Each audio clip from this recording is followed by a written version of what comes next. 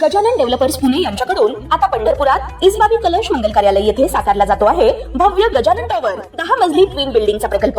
मजबूत RCC frame रचना, पायांसाठी वायू प्रतिबंधक उपाययोजना, आयएस मानकानुसार भूकंप प्रतिरोधक आरसीसी रचना असलेल्या गजानन टॉवर मध्ये उपलब्ध आहेत अत्याधुनिक सुविधांनी युक्त 1022 स्क्वेअर फुटाचे 2 बीएचके फ्लॅट्स, सुशोभित प्रवेश कक्ष, सामायिक क्षेत्रासाठी अत्याधुनिक सुरक्षा यंत्रणा, लिफ्ट आणि सामायिक क्षेत्रांसाठी वीज बॅकअपची सुविधा, स्वतंत्र अग्निशमन यंत्रणा, 2 मजली पुरेशी पार्किंग व्यवस्था, प्रत्येक कार पार्किंगच्या ठिकाणी स्वतंत्र ईव्ही चार्जिंगची सोय, सोलर वॉटर यंत्रणा, प्रत्येक सदनिकेसाठी इन्व्हर्टरची सोय।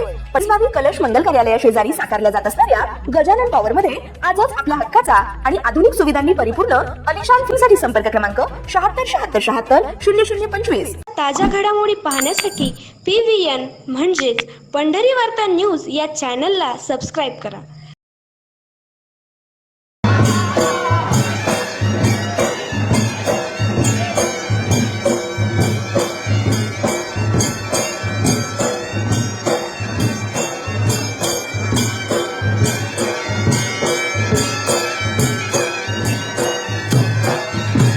भारतीय जनता पक्षाचे आक्रमक आमदार गोपीचंद पडळकर यांना महाराष्ट्राच्या मंत्रिमंडळात लवकरात लवकर स्थान मिळावे यासाठी आज सांगली जिल्ह्यातील आटपाडी येथील ब्रह्मचैतन्य मंडळाच्या वतीने पंढरपूरमध्ये श्री विठ्ठल रुक्मिणीच्या चरणी साकडे घालण्यात आले।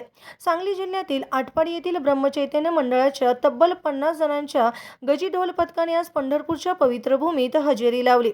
पारंपरिक गजी ढोलाच्या तालावर आणि जय विठ्ठलाच्या घोषात हे कार्यकर्ते थेट श्री विठ्ठल रुक्मिणीच्या दरबारात दाखल झाले। विठ्ठल रुक्मिणीच्या दरबारात पडळकर यांच्या समर्थकांनी केलेल्या या साकड्यानंतर आता राजकीय वर्तुळात याबद्दलची चर्चा रंगू लागली आहे। आगामी मंत्रिमंडळ विस्तारामध्ये पडळकर यांना संधी मिळणार का याकडे आता सर्वांचे लक्ष लागले आहे। याविषयी अधिक माहिती देताना पहा काय म्हणाले भाजपचे तालुकाध्यक्ष सुभाष मस्के। आज आटपाडी तालुक्यातील उमेदवारीचे सर्व गजर मंडळ आज या पंढरीच्या पावननगरीमध्ये या ठिकाणी विठ्ठलाला साकडे घालण्यासाठी आज सकाळपासून या पंढरीच्या नगरीमध्ये दाखल झाला आहे।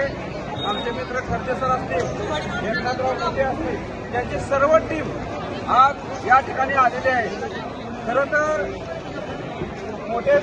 एकनाथराव मोठे साहेबांनी एक पण केलेलं आहे आणि ते पण या ठिकाणी गजदलाचं नृत्य करून या ठिकाणी पांडुरंगाला त्यांनी साकडे घातलेलं आहे की लोकनेते हिंदू जननायक आदरणीय आमदार गोपीचंद पडळकर साहेब यांना लवकरात लवकर मंत्रिमंडळामध्ये समाविष्ट या सरकारने करावं हे साकडे घालण्यासाठी या पंढरीच्या पावननगरीत आलेले आहेत।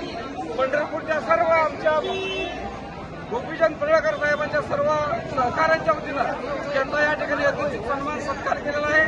मी आपल्या सर्वांच्या वतीनं विठ्ठलाला पांडुरंगाला साकडा घालतो की लवकरात लवकर आदरणीय पडळकर साहेब यांना या ठिकाणी मंत्रिमंडळामध्ये स्थान देऊन या राज्यातील वंचित शोषित पीडित अपमानित लोकांची सेवा करण्याची संधी मिळावी यासाठी या सर्वजण या ठिकाणी आटपाडीतून या ठिकाणी आलेले आहेत।